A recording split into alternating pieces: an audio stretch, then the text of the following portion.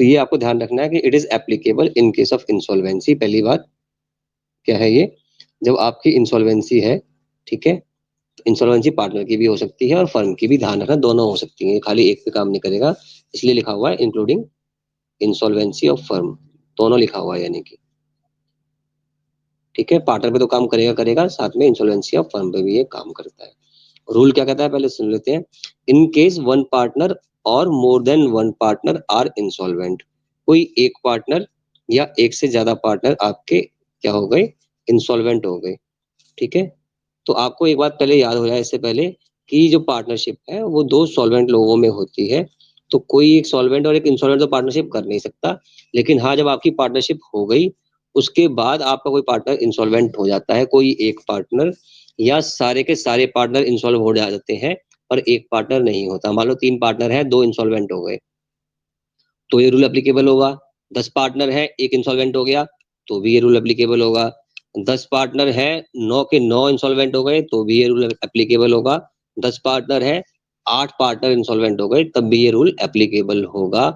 लेकिन जब 10 के 10 इंसॉल्वेंट हो जाएंगे तो हमें इस रूल की जरूरत नहीं पड़ेगी।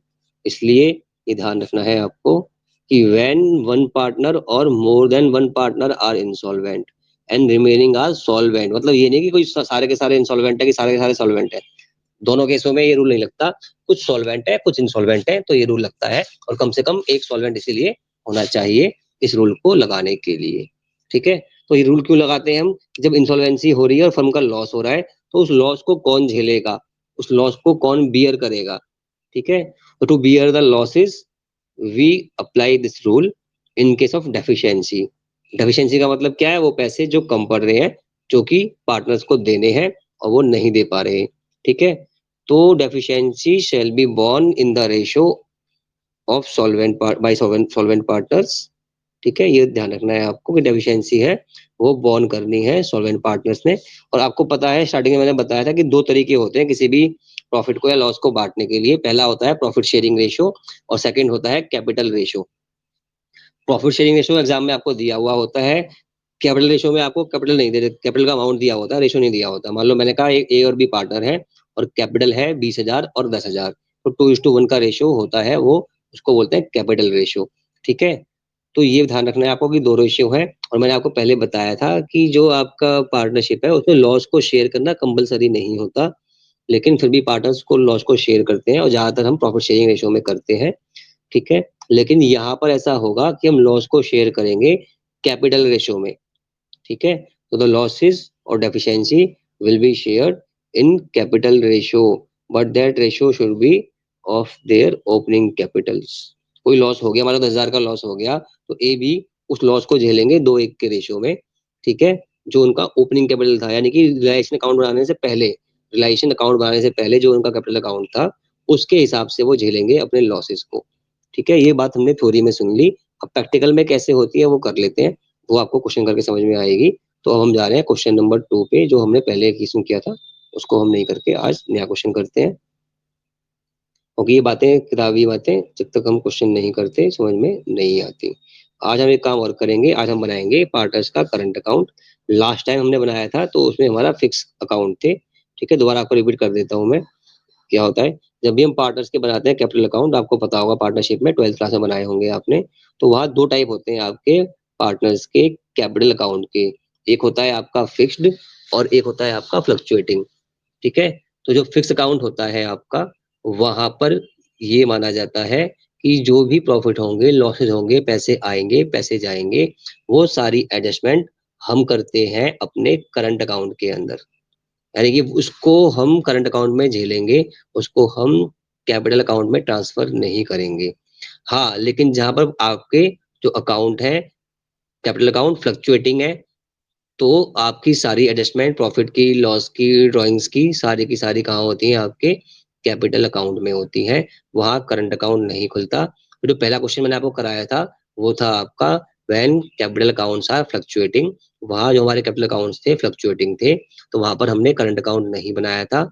आज जो क्वेश्चन करेंगे उसमें हम करंट अकाउंट भी बनाएंगे, उसमें हम कैपिटल अकाउंट भी बनाएंगे, और बाकी चीजें जो करते हैं वो तो करनी ही है, ठीक है। तो क्वेश्चन आपके सामने है स्क्रीन पे, अब फिर फोकस करें ध्यान से।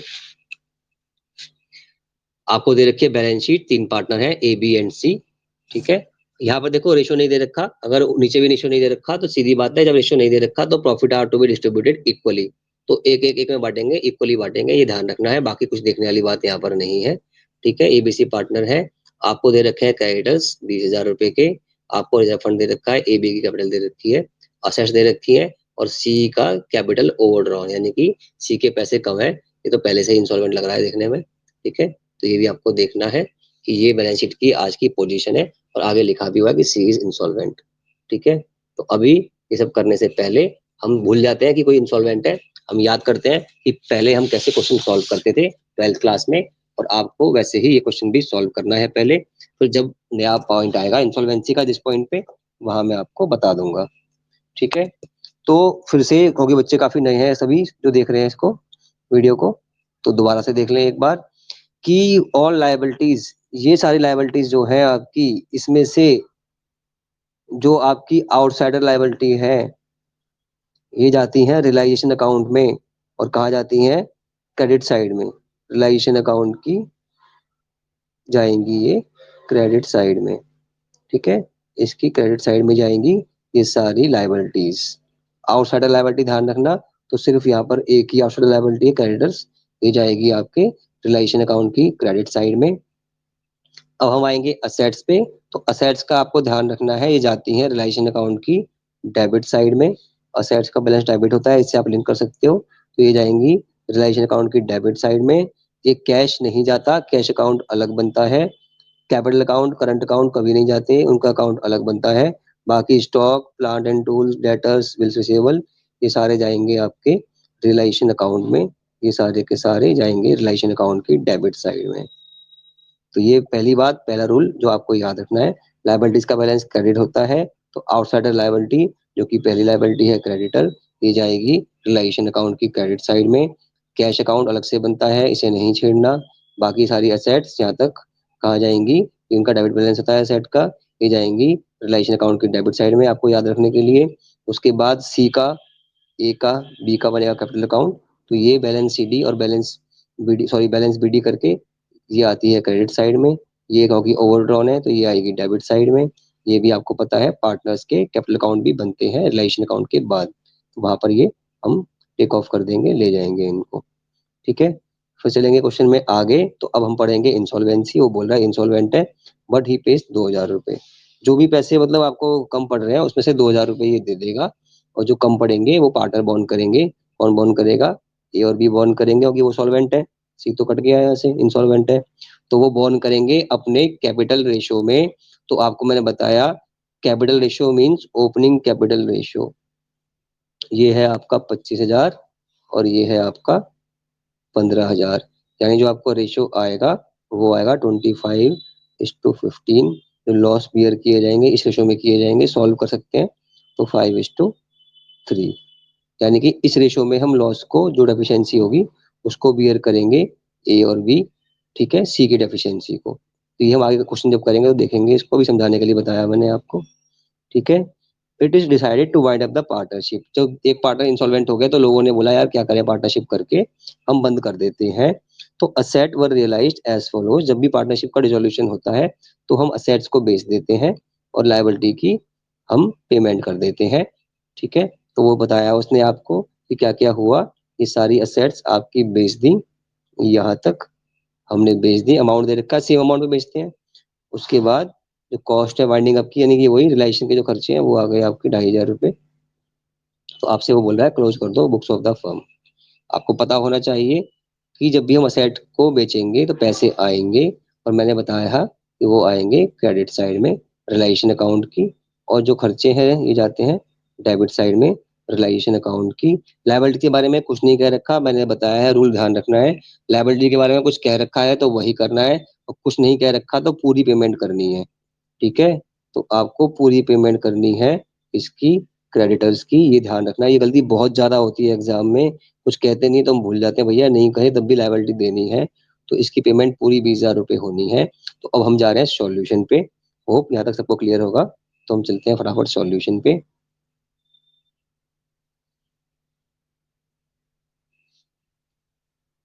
ये आ गया आपका सॉल्यूशन आपके सामने, सबसे पहले बनेगा आपका रियलाइजेशन अकाउंट, तो ये रहा आपका रियलाइजेशन अकाउंट।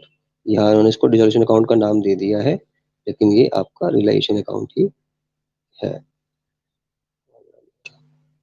ठीक है, तो रियलाइजेशन अकाउंट जब हमने बनाया तो फिर से वही, ये आपकी डेबिट साइड है और ये आपकी क्रेडिट साइड है।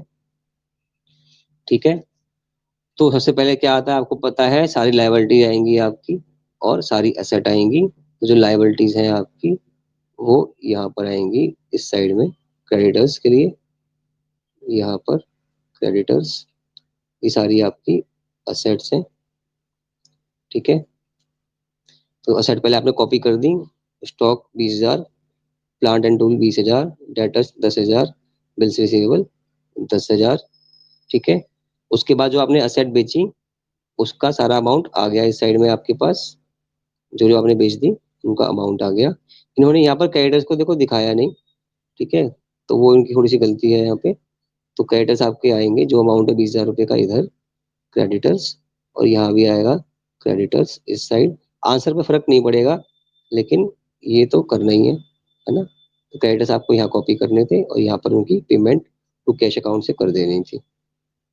तो इसको ये करना भूल गए क्वेश्चन में, कोई बात नहीं, कुछ कुछ बुक्स में मिस्टेक हो जाती है। ठीक है, उससे आपका आंसर सेम ही आएगा, आंसर पे कोई खर्चा नहीं पड़ेगा, सॉरी वो फर्क नहीं पड़ेगा। जो लोग पहली बार क्लास कर रहे हैं उनके लिए जब भी कोई खर्चे होंगे रियलाइजेशन पे वो यहाँ पर आते हैं। ठीक है, और लॉसेस होंगे तो इस साइड, प्रॉफिट होगा तो इस साइड आता है आपका। तो मैं आपको बताया कि सभी एसेट्स को आपने यहाँ कॉपी कर दिया, तो एसेट्स को यहाँ कॉपी कर दिया, तो उनको जब भी अब डीलिंग होगी, जब बेचेंगे तो बेचेंगे अपोजिट साइड में यहाँ पर। ठीक है, तो असेट्स हमने बेच दी, तो ये बाई कैश अकाउंट है। ठीक है, by cash account, Sunny debtors 7,500, bills receivable 7,000, stock 16,000, plant and tool 16,000। ये जो नीचे दे रखा था एडजस्टमेंट में वही अमाउंट है, कोई चेंज नहीं करना इसके अंदर, सेम अमाउंट पे ट्रांसफर कर देना है आपका। और जो क्रेडिटर्स आपके इस साइड में आने थे 20,000 रुपए के, उसको यहाँ पर टू कैश अकाउंट 20,000 रुपये यहाँ से चले जाएंगे आपके, ये वाला यहाँ से। ठीक है, सेट ऑफ हो जाएगा, ये कोई दिक्कत नहीं है, इसका अमाउंट आंसर सेम ही आने वाला है आपका। ठीक है, और लास्ट अमाउंट जब भी खर्चे रिलाइजेशन के होते हैं वो टू साइड में आते हैं। ठीक है, तो ये ध्यान रखना, असेट को कॉपी करते हैं डेबिट साइड में, पेमेंट करते हैं क्रेडिट साइड से, उसका उल्टा लायबिलिटी को कॉपी करते हैं क्रेडिट साइड में, पेमेंट करते हैं डेबिट साइड से, और जो खर्चे हैं रिलाइजेशन के वो हमेशा डेबिट साइड में आते हैं। कैश अकाउंट या पार्टनर का नाम आ जाता है, तो यहाँ पे कैश अकाउंट है, कैश में दे दी पेमेंट हमने। ठीक है, और जो लॉस हो गया उसको हमने 18,000 का इक्वली बांट लिया, 6,000, 6,000 और 6,000। ठीक है, 18 का लॉस हुआ, कैसे आया, इन सबको ऐड कर दिया, इसको लेस कर दिया, बचा हुआ 18,000। कुछ नहीं कह रखा रेशो के बारे में, तो इक्वली बढ़ता है, इक्वली मतलब 6,000, 6,000, 6,000। तो ये वाला इजी पार्ट था, आराम से हो गया आपका। अब चलते हैं आगे पार्टनर्स करंट अकाउंट पे, जो कि थोड़ा टिपिकल पहले से रहेगा। ठीक है, तो ये आपका पार्टनर्स करंट अकाउंट सामने आ गया आपके। ये भी ऐसे ही बनता है जैसे बनता है आपका कैपिटल अकाउंट, सेम तरीके से बनता है। अगर बैलेंस होता है तो बैलेंस सीडीबीडी कर देते हैं, ऊपर बैलेंस सीडीबीडी कुछ नहीं दे रखा था तो सीडीबीडी नहीं किया, क्योंकि वहां पर कैपिटल अकाउंट दे रखा है, करंट अकाउंट नहीं दे रखा। तो सारा एडजस्टमेंट हम यहाँ कर लेंगे। तो पहले आपकी आइटम थी बैलेंस शीट में रिजर्व फंड 15,000 रुपए की, क्योंकि वो हमारा प्रॉफिट है, तो उसको हमने इक्वल इक्वल बांट लिया, 5,000, 5,000, 5,000, 15,000 रुपये। ठीक है, ये जो 6,000 रुपये का लॉस हुआ था ये कहा जाएगा आपका डेबिट साइड में। जब भी लॉस होगा आपका पार्टनर कैपिटल अकाउंट के डेबिट साइड में आता है, प्रॉफिट हमेशा क्रेडिट साइड में आता है। Reserve fund, capital reserve, PL account का डेबिट सॉरी क्रेडिट बैलेंस सब यहाँ पर आएगा।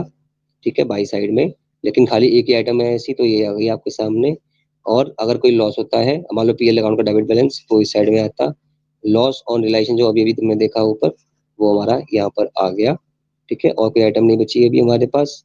अब चलते हैं आगे, अब हम निकालते हैं डेफिशिएंसी। ठीक है, अभी ध्यान रखना है आपको मेन बात कि ये कैसे हुआ, तो देख लो एक बार फिर से। 5,000, 5,000, 5,000, ये हमने कॉपी कर दिया बैलेंस शीट से। आपको बैलेंस शीट भी दिखा देता हूँ एक बार, अगर कोई डाउट है तो वो भी आपको क्लियर हो जाएगा। ये है आपकी बैलेंस शीट, ये। ठीक है, तो ये आपको ध्यान हो, तो ये 15,000 रुपये ये वाले जो मैं बात कर रहा हूँ आपसे। ठीक है, चलते हैं आगे। तो आ गए हम आगे, ये रहा आपका पार्टनर्स करंट अकाउंट। ठीक है, तो वो 15,000 ये रहे आपके। जो लॉस हुआ है अभी 6,000 का, ये रहा आपका 6,000 का लॉस जो भी हुआ हमारा। ठीक है,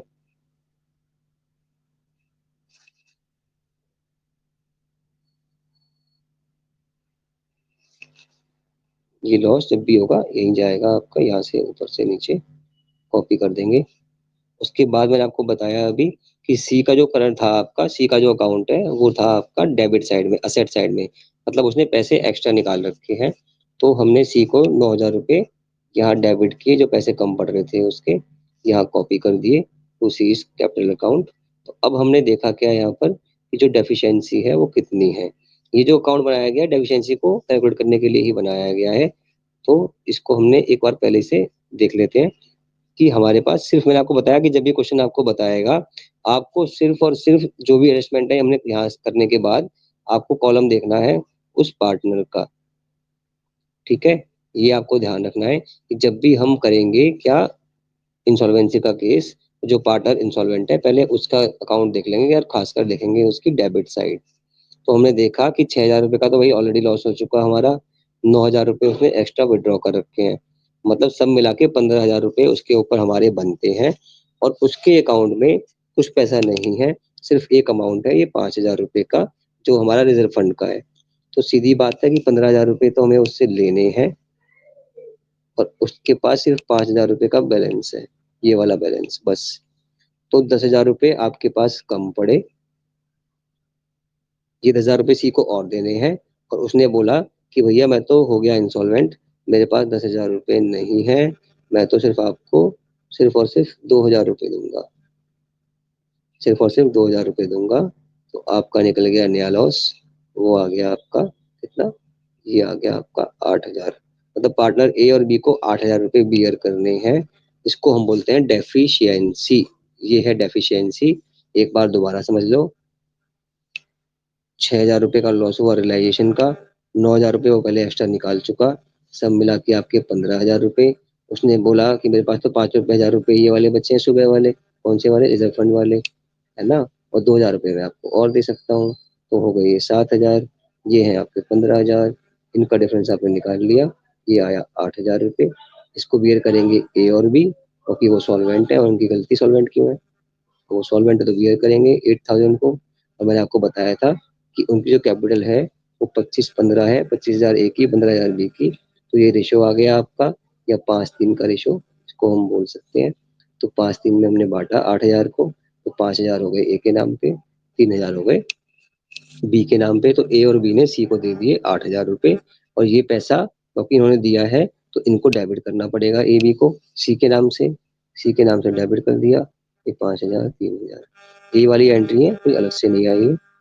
कॉन्ट्रा एंट्री आपको याद हो तो कैश अकाउंट का डबल कॉलम कैश बुक, जहाँ बैंक कॉलम भी बनता है आपका, तो वहां लिखते हैं भाई बैंक अकाउंट, और कैश में लिखते हैं टू कैश अकाउंट, और कॉलम आ जाते हैं, वो यहाँ पर है। ए ने डेफिशिएंसी बॉन्ड की 5,000 की, सी को फायदा हुआ 5,000 का, क्रेडिट कर दिया। बी ने डेफिशिएंसी बॉन्ड की 3,000 की, सी को फायदा हुआ 3,000 का, उसे क्रेडिट कर दिया। ए और बी का नुकसान हो गया डेफिशिएंसी को बॉन्ड करने से, उनको डेबिट कर दिया। आप ऐसे भी समझ सकते हैं इसको, ए को डेबिट 5,000, 3,000। ठीक है, तो अब ये करने के बाद अब हमने चेक किया कि ए के पास कितने पैसे हैं, 11,000 डेबिट है ए, है ना, और 9,000 डेबिट है बी। ठीक है, ये दोनों को हमने डेबिट बैलेंस निकाला। तो अब हमने निकाल ली बैलेंसिंग फिगर ए और बी की। सी का तो काम हो गया, सी तो हो चुका खत्म। तो यहाँ 11,000 है, तो ये 5,000 माइनस किए तो 6,000। दोबारा देख लो, ए के 11,000 माइनस किए 5,000 तो 6,000 रुपये। ठीक है, और ऐसे बीच में नहीं बोलो, अभी शांत रहो। और अभी बाद में रुक जाओ। और सी, सी का आ गया यहाँ पर। ठीक है, सी का ये देखो 9,000, 9,000 से ये 5,000 माइनस किए तो 4,000। ये है पार्टनर्स करंट अकाउंट। और हम जा रहे हैं सीधा आगे।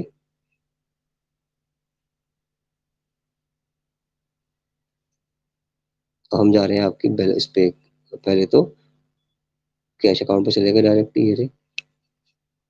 ठीक है, यहाँ पर आप कैपिटल अकाउंट भी बना सकते हैं शॉर्ट में, वहां आप लिखेंगे बाई एबीसी का बैलेंस बीडी बैलेंस सीडी, ठीक है।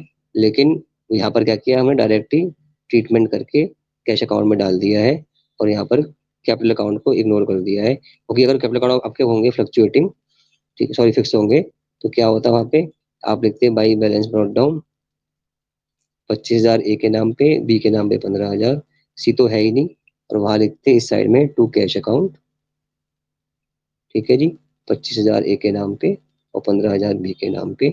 ये बन जाता है आपका कैपिटल अकाउंट। अगर आप बनाना चाहते हैं तो दोबारा देख लें एक बार, आप बनाएंगे कैपिटल अकाउंट तो वहां लिखेंगे बाई बैलेंस ब्रॉट डाउन, ठीक है, बैलेंस ए के नाम पर 25,000 और बी के नाम पे 15,000 लिखेंगे इस साइड में, और यहाँ लिख देंगे टू कैश अकाउंट, क्योंकि पेमेंट कर दी आपने ए बी की, 25,000 ए के नाम पे, 15,000 बी के नाम पे, दोनों साइड मैच हो जाएंगी। ये बन जाएगा आपका पार्टनर्स कैपिटल अकाउंट, इसलिए इसको इग्नोर कर दिया अभी हमने। हम सीधा सीधा जा रहे हैं कैश अकाउंट पे।